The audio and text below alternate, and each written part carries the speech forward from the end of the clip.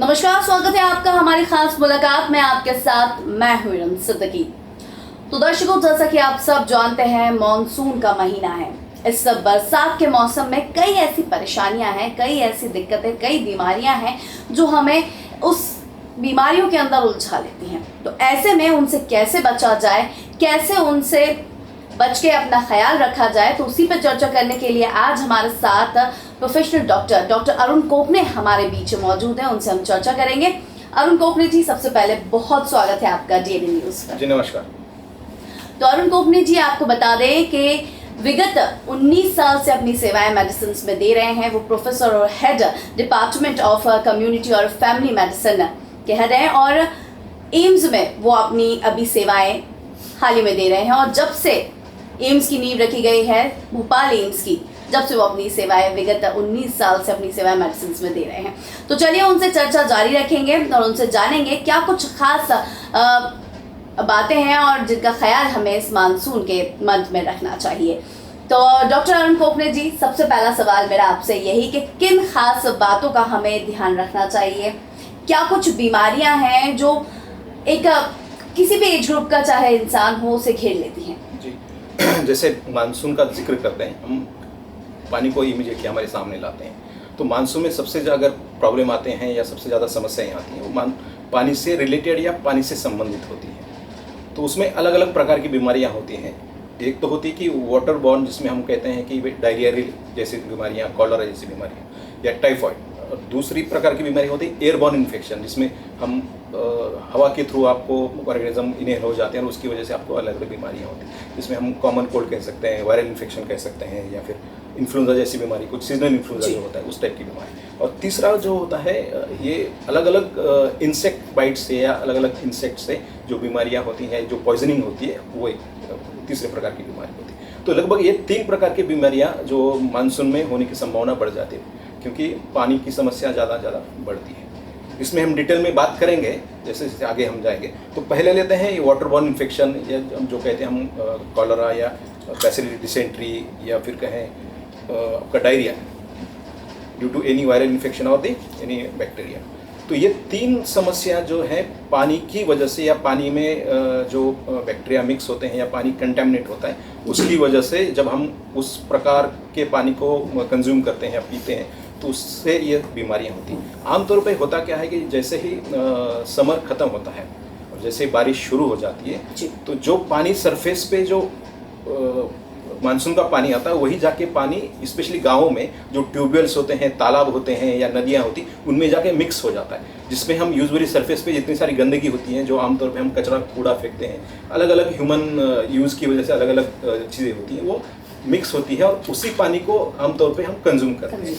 तो ये इसलिए ये सबसे ज़्यादा रिस्क हो जाती है। इस हालत में उस पानी को ठीक करना या उसको शुद्ध करना ज़्यादा से ज़्यादा आवश्यक है। और इसी पानी को हम जब हमारी सब्जियों को धोते हैं या सब्जियों को फलों को धोते हैं, उसी फलों को खाते हैं, तब भी ये संभावना बढ़ जाती है। स्पेशली टाइफाइड जैसी बीमारी की संभावना ज़्यादा से ज़्यादा बढ़ जाती है। इसलिए ये पानी का ख्याल रखना बहुत ज़रूरी है। बिल्कुल है डॉक्टर। जिस तरीके से देखा जाए, ये जो बीमारियों का जिक्र आपने किया जो मानसून में सबसे ज़्यादा परेशानियों का सबब बनती हैं, किस एज ग्रुप को सबसे ज़्यादा कौन सी बीमारी अफेक्ट करती है, ये हम थोड़ा सा जानें। देखिए, मेडिकल में अलग अलग प्रकार के हाई रिस्क ग्रुप डिफाइन किए। इसमें सबसे कॉमन जो हाई रिस्क ग्रुप हम कहते हैं, सबसे जो बुजुर्ग लोग हैं वो हाई रिस्क ग्रुप में आते हैं। अंडर 5 जो बच्चे होते हैं वो हाई रिस्क ग्रुप में आते हैं। गर्भवती माताएं आती हैं जो हाई रिस्क ग्रुप में आते हैं। तो ये हाई रिस्क ग्रुप के जो लोग हैं, उन पे सबसे ज़्यादा फोकस होना चाहिए। या यूजुअली जो लोग आमतौर पे कामकाज वाले लोग हैं, जो काम के सिलसिले में बाहर जाते हैं, जिनका बारिश में एक्सपोजर होता है, बारिश में भीगते हैं और बाहर का खाना खाना पड़ता है, स्पेशली बच्चों को या स्टूडेंट जो पढ़ाई कर रहे हैं उनको बाहर का ही खाना खाना पड़ता है, उनके नसीब में घर का खाना नहीं होता है। तो इनको ये सबसे ज़्यादा रिस्क होती है। जो ट्रैवलर होते हैं, अलग अलग कारण की वजह से अलग अलग गाँव में जाते हैं, ट्रैवल करते हैं, अपने एम्प्लॉयमेंट की वजह से या अपने निजी कारणों से अलग अलग गाँव में जाते हैं, तो उन पे ये रिस्क ज़्यादा हो जाती है। इसलिए उन लोगों को स्पेशली ज़्यादा ख्याल रखना ज़रूरी है। जब वो ट्रैवल करें या जब कहीं पर भी जाए, तो अपना पानी, सुरक्षित पानी पिएँ, सुरक्षित खाना खाएं, अपना सेहत का ख्याल रखें, अपने साथ छाता रखें, वगैरह वगैरह चीज़ें उनको ख्याल रखने की ज़रूरत है। बिल्कुल डॉक्टर, जिस तरीके से खान पान का जिक्र आपने यहाँ पे किया कि अलग अलग कारण होते हैं इन सारी बीमारियों के, लेकिन खान पान की वजह से एक प्रमुख कारण हम कह सकते हैं पानी और खाना पीना।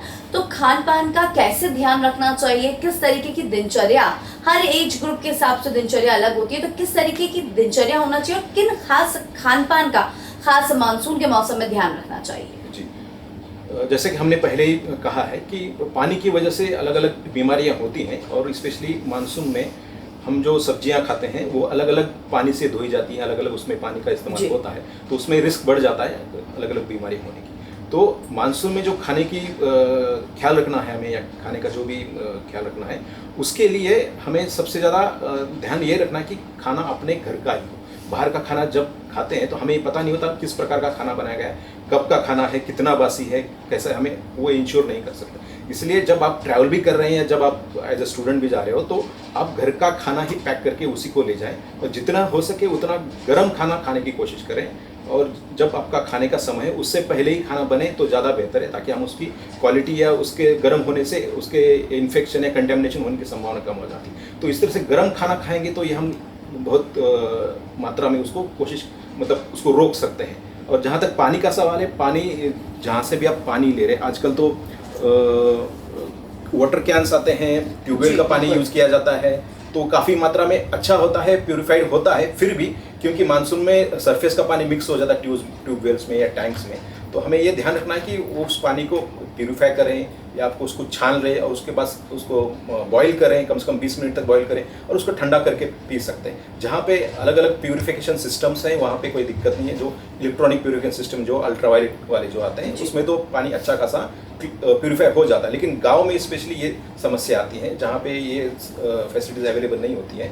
तो उनको ध्यान रहे कि वो उस पानी को छाने किसी कॉटन के कपड़े से, पत्ते से, कपड़े से, उसको बॉईल करके फिर ठंडा करके उसको पिए, क्योंकि गांव में सबसे ज़्यादा समस्या है। शहरों में आमतौर पे अच्छा पानी मिलता है और लोग काफ़ी ख्याल रखते हैं, सेहत का ख्याल भी रखते हैं, तो ये गाँव में ज़्यादा एप्लीकेबल होगा।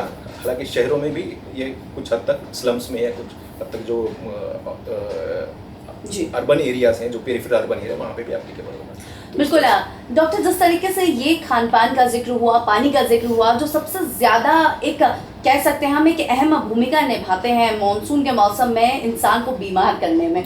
ऐसे में अगर हम इंसान के लाइफस्टाइल की बात करें, हालांकि लाइफस्टाइल आजकल किसी भी एज ग्रुप का परफेक्ट नहीं है, और कभी भी उठना, कभी भी सोना और कभी भी कुछ भी खाना, जंक फूड लेना, बाकी सारी चीज़ों को अलग रख के किस तरीके का खान पान यहाँ पे और किस तरीके का लाइफस्टाइल मेन जिस पे फोकस करना चाहिए, और एक पर्टिकुलर हम कह सकते हैं एज ग्रुप के हिसाब से लाइफस्टाइल जो अलग किया जाए, तो किस तरीके का एक लाइफस्टाइल होना चाहिए कि इन सारी बीमारियों से और तकलीफों से बचा जा सके?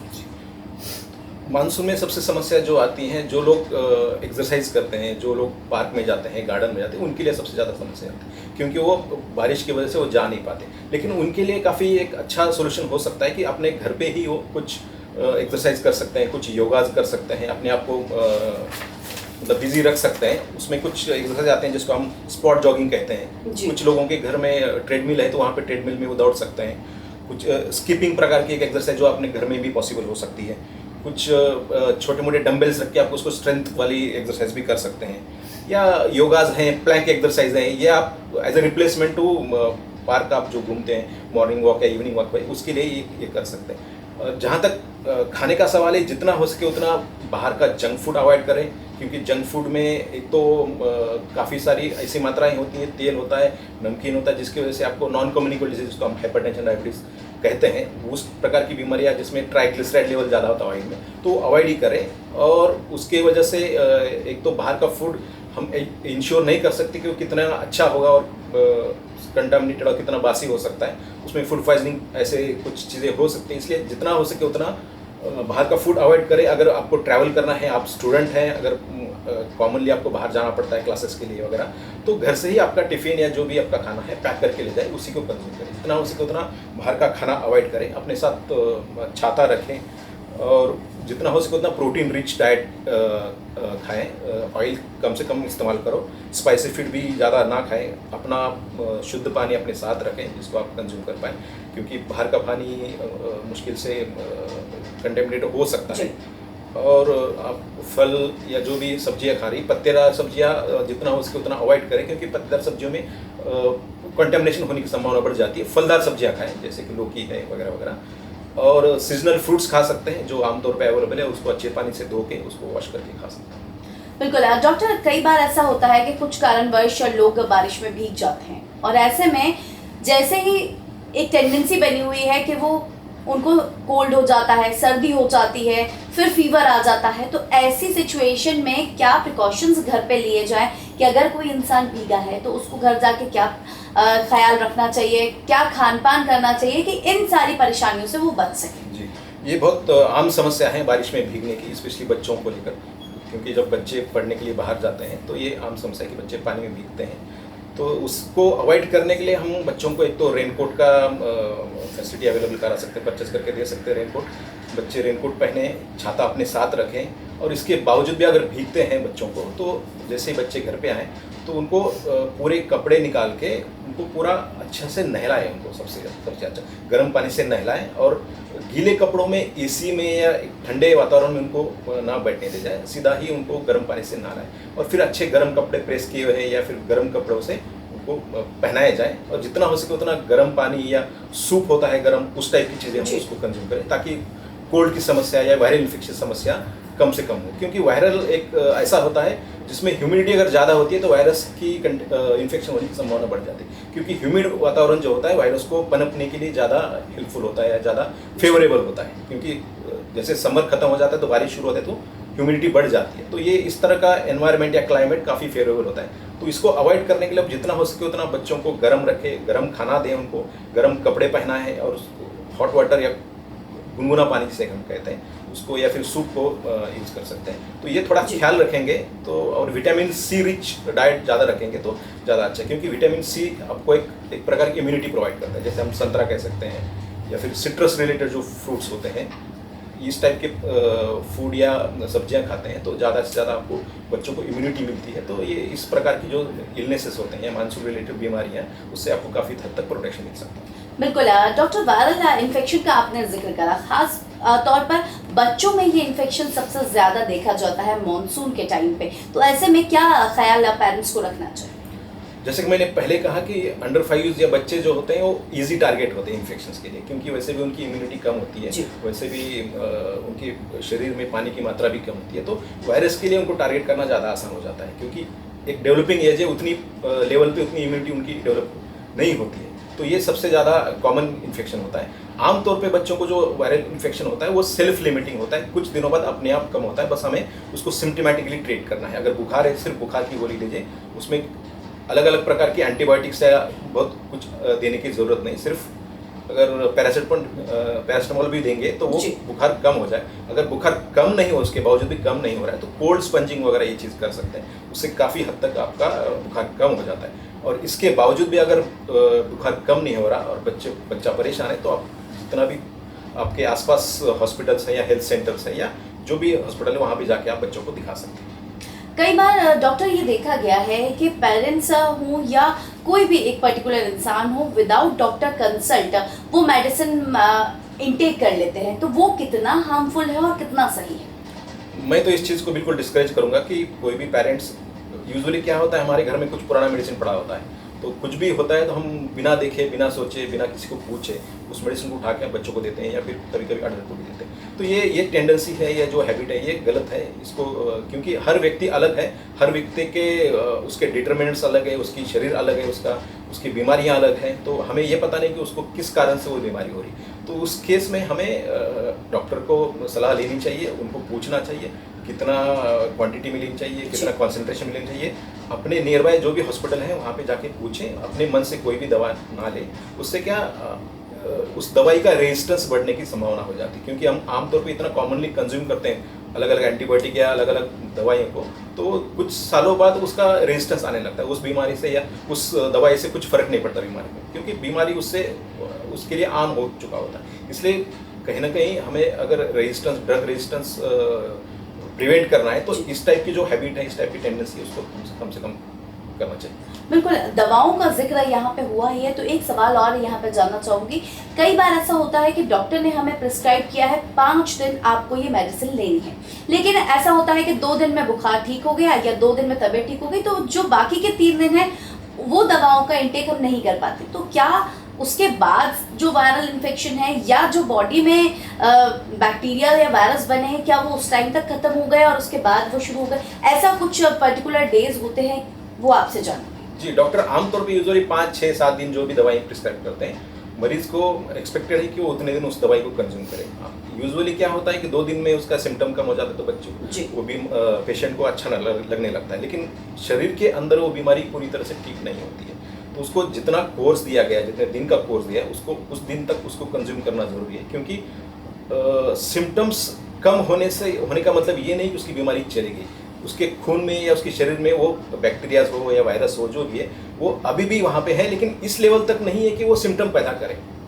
इसलिए उस दवाई को उतने दिन के लिए, उतने जितने ड्यूरेशन दिया उतने ड्यूरेशन के लिए कंज्यूम करना काफ़ी ज़रूरी है, ताकि आपके जो भी ऑर्गेनिजम्स हैं वो पूरी तरह से शरीर से निकल जाए, ताकि उसका रिकरेंस बाद में ना हो। आपको हो सकता है फिर 8 दिन बाद, 10 दिन बाद, 15 दिन बाद फिर से, क्योंकि कुछ 2-4 बैक्टीरिया आपके बच गए और फिर वो मल्टीप्लाई करने लगे, फिर आपका 8 दिन बाद, 15 दिन बाद, डिपेंडिंग अपॉन द बैक्टीरिया, आपको फिर से वो इन्फेक्शन हो जाए। इसलिए उसको पूरी तरह से कम करने के लिए आपको पूरा कोर्स जो जितना ड्यूरेशन के लिए दिया गया है, उस कोर्स का पूरा पालन करना जरूरी है और उसको पूरी तरह से कंज्यूम करें। बिल्कुल, आज के लाइफस्टाइल को देखते हुए कई बार ऐसा होता है कि दादी माँ के जो नुस्खे हैं वो काम नहीं करते हैं और लोग सोचते हैं कि दवाएं ज़्यादा ना लें क्योंकि दवाओं से नुकसान होता है। तो ये जो एक टेंडेंसी बनी हुई है, इसको आप कैसे डिस्क्राइब करेंगे? दादी माँ के नुस्खे यूजुअली, इसको भी कुछ बेसिस होगा आयुर्वेदिक मेडिसिन का, हालांकि मैं उसका एक्सपर्ट नहीं हूँ, इसलिए उसके बारे में ज़्यादा कमेंट नहीं कर सकता हूँ मैं।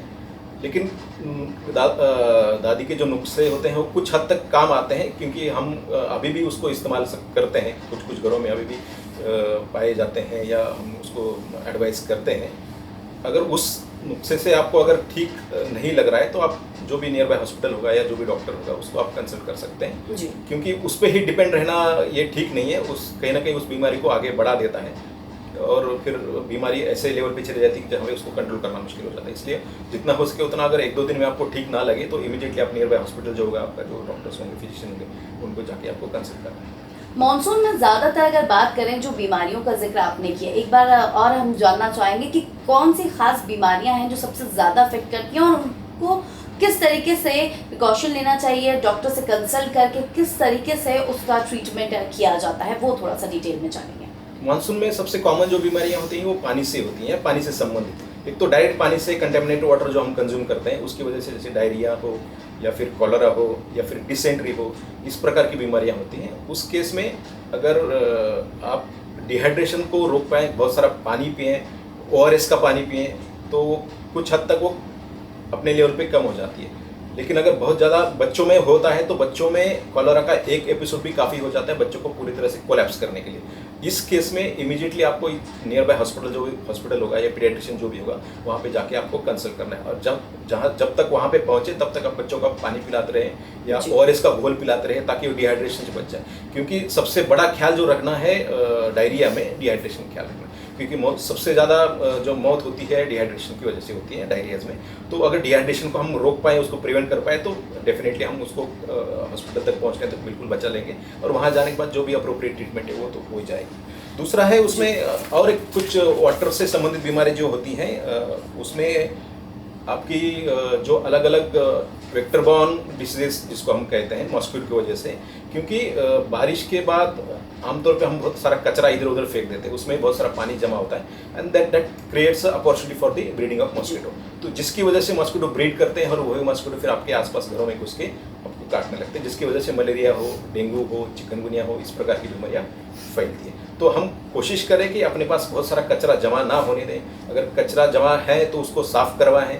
बहुत सारे ऐसे टूटे फूटे बर्तन होते हैं जिसमें पानी जमा होता है, तो उसको पानी खाली करके उसको फेंक दिया जाए। स्पेशली समर के बाद जो कूलर यूज़ किया होता है, हम कूलर में बहुत सारा पानी वैसे ही पड़ा रहता है, 2-3 महीने तक वैसे पड़ा रहता है, उसमें अगेन फिर मॉस्किटो ब्रीडिंग की साइट बन जाती है, तो वही मॉस्किटो आपके घरों में आके काटते हैं। तो कूलर्स को खाली करके उसको पूरा सूखा करके अपने घर में स्टोर करके रखा जाए। स्पेशली कुछ साल पहले चिकनगुनिया का एक काफ़ी आउटब्रेक हुआ था। तो उसमें ये हम कहते थे कि भाई आपको एक ड्राई डे रखना है दिन में, तो एक हफ्ते में एक दिन आपको पूरे सारे बर्तन खाली करके फिर से उसको रिफिल करके रखना है। देखिए उसका पर्पज़ यही था कि जहाँ पे भी आपका पानी जमा हो, जहाँ पे भी आपका मस्किटो ब्रीडिंग साइट्स हैं, उसको हम खाली करें और फिर उसको मस्किटो ब्रीडिंग को अवॉइड कर सकें। तो ये कंसेप्ट बहुत अच्छा है, हम उसको ड्राई डे को एक सेलिब्रेट कर सकते हैं। हफ्ते में एक दिन पूरे सारे बर्तन या जितने भी स्टोरेज, पानी की स्टोरेज है, सबको खाली करके उसको यूज़ कर सकते हैं। इसके अलावा आपके आसपास अगर बहुत सारा पानी जमा हुआ है, इकट्ठा हुआ है, उसमें आप ज़्यादा कुछ कर नहीं पा रहे, तो सिंपल आपका जो केरोसिन होता है, ऑयल हो, उसमें भी स्प्रेड करेंगे तो काफ़ी हद तक उसकी ब्रीडिंग को हम रोक पाते हैं मॉस्किटोज़ को। तो ये कुछ प्रिवेंटिव स्टेप्स हैं जिसको आप आपके आसपास अपने आप को हेल्दी रखने के लिए ले सकते हैं। बिल्कुल। कब एक पेशेंट को लगे कि अब उसको डॉक्टर के पास जाने की ज़रूरत है, खास तौर पर मानसून के टाइम? ये इनिशियली तो जब यूजुअली हम किसी भी बीमारी में रेड फ्लैग की बात करें, रेड फ्लैग मतलब कब हॉस्पिटल में आपको जाना है। स्पेशली डायरियाज में अगर बच्चों की केस है तो इमीडिएटली डायरिया में डिहाइड्रेशन अगर हो रहा है तो बच्चों को इमीडिएटली आपको हॉस्पिटल में रिपोर्ट करना चाहिए। अडल्ट्स में आप जितना हो सके उतना पानी कंज्यूम करें। आपके डायरिया एपिसोड्स अगर कम हो रहे हैं तो कोई परेशानी नहीं। अगर आपको लग रहा है कि डायरिया एपिसोड बढ़ रहे हैं, आपकी स्टूल की कंसिस्टेंसी चेंज हो रही है, तो आप अपने आपको नियर बाय किसी भी हॉस्पिटल में आप एडमिट हो सकते हैं या उनको फिजिशियन को दिखा सकते हैं। ये ध्यान रखना ज़रूरी है स्पेशली। और डेंगू में, जहाँ तक डेंगू का सवाल है, डेंगू में अलग अलग प्रकार के डेंगू होते हैं जिसमें फीवर होता है, कुछ में आपको रैश आते हैं बॉडी में, और कुछ इसमें काफ़ी शॉक जैसी स्थिति हो जाती है। हालांकि वो बहुत हार्डली 10% लोगों में होती है। लेकिन डेंगू में आपको मॉनिटर करना है फीवर को, फीवर कम हो रहा है नहीं हो रहा है, और आपके बॉडी पे कहीं सकते तो नहीं है, रैश तो नहीं है। अगर ऐसी कुछ संभावना है, इवन चिकनगुनिया में भी रैश आते हैं, तो आप इमीडिएटली अपने नियर बाय हॉस्पिटल में रिपोर्ट कर सकते हैं। तो आपको जो भी उचित आपका ट्रीटमेंट है वो इमीडिएटली शुरू हो सकता है। बिल्कुल। तो डॉक्टर, ये तो सारी बातें हुई मॉनसून से रिलेटेड, किन बातों का, किन खास चीज़ों का हमें ख्याल रखना चाहिए। मेडिसिन में अगर किसी स्टूडेंट को अपना करियर बनाना हो, उसके लिए आप क्या कहेंगे? जी, आज अभी भी हम कहते हैं कि medicine is a noble profession, अभी भी बात करते हैं as compare to other profession. हालांकि मेडिसिन में भी अभी काफ़ी कमर्शलाइजेशन हो गया है, काफ़ी एडवांसमेंट हो गई है, काफ़ी चीज़ें डेवलप हो गई है। फिर भी मेडिसिन में हम पेशेंट को ट्रीट करके जो सेटिस्फैक्शन पा सकते हैं वो किसी ब्रांच में आपको नहीं मिलेगा। इसीलिए जो भी बच्चे प्योरली सोशल कंट्रीब्यूशन की तरह पेशेंट की सेवा करना चाहते हैं, लोगों की सेवा करना चाहते हैं, वो डेफिनेटली इस फील्ड को चुने। इस फील्ड को इसलिए ना चुने कि यहाँ पे बहुत सारा पैसा है, आपको बहुत सारे कमर्शलाइजेशन है, इसमें बहुत सारा अर्निंग मिलेगा, नहीं। इसके अलावा और भी बहुत सारे फील्ड्स हैं जहाँ पे आपको बहुत सारा पैसा मिल सकता है। पैसे के लिए मेडिसिन फील्ड में ना आए, मैं तो कहूँगा। जिसको सही में ये सेटिस्फेक्शन चाहिए पेशेंट की सेवा का या लोगों की सेवा का, कुछ सोशल हमारा दायित्व होता है जिसमें हमें कंट्रीब्यूट करने की ज़रूरत होती है। जिस समाज ने हमको बनाया है उस समाज को हम कुछ देना चाहते हैं, तो डेफिनेटली इस फील्ड में आए और इस लोगों की सेवा करें। और इसके लिए आपको आजकल जो नीट की एग्ज़ाम है उसको प्रिपेयर करना पड़ेगा, और काफ़ी उसको स्ट्रीमलाइन किया है गवर्नमेंट ने। तो नीट की एग्ज़ाम देके आप क्वालिफाई कर सकते हैं और आप मेडिसिन करियर को परस्यू कर सकते हैं। बिल्कुल। एक आखिरी संदेश हमारी डीएनएन की जनता के लिए आपके द्वारा? आखिरी में तो यही कहूँगा कि मैं मानसून में अपना ख्याल रखें, जितना हो सके उतना साफ़ सुथरा पानी पिएं, अपने आसपास बहुत सारा कचरा जमा ना होने दें, उसको साफ़ करवाएं, जितना हो सके उतना गर्म चीज़ें खाएं, खुद को भीगने से रोकें, छाता यूज़ करें या रेनकोट यूज़ करें। अगर इनकेस भीग भी जाते हैं तो इमीडिएटली आप गीले कपड़े हटा के सूखे कपड़े, नहा के सूखे कपड़े पहने, और जितना हो सके उतना गर्म खाना खाएं। तो इससे आपको काफ़ी बीमारियों से छुटकारा मिल सकता है। बिल्कुल। बहुत शुक्रिया डॉक्टर अरुण कोपने जी, आपका हमारे साथ इतना कीमती वक्त देने के लिए और इस चर्चा को इस मुकाम पर पहुंचाने के लिए। तो देखा दर्शकों आपने कि किस तरीके से डॉक्टर कोपने ने अपनी पूरी बातें यहाँ पे बताई कि किस तरीके से मानसून में हमें अपना ख्याल रखना चाहिए, स्वच्छता का। क्योंकि जिस तरीके से देखा जाए तो हमारे प्रधानमंत्री नरेंद्र मोदी भी और मुख्यमंत्री शिवराज सिंह चौहान लगातार स्वच्छता मिशन की ओर चल रहे हैं और इसको लोगों तक पहुंचाया जा रहा है, लोग भी सचेत हो रहे हैं। तो आप भी अपने आसपास की गंदगी को साफ करें और साथ में पानी का जो इंटेक आप कर रहे हैं उसका खासा ख्याल रखें इस मानसून के मौसम में। तो फिलहाल हमारी इस खास पेशकश में और खास मुलाकात में इतना ही। हमें दीजिए इजाजत और आप देखते रहिए डीएनएन न्यूज़। नमस्कार।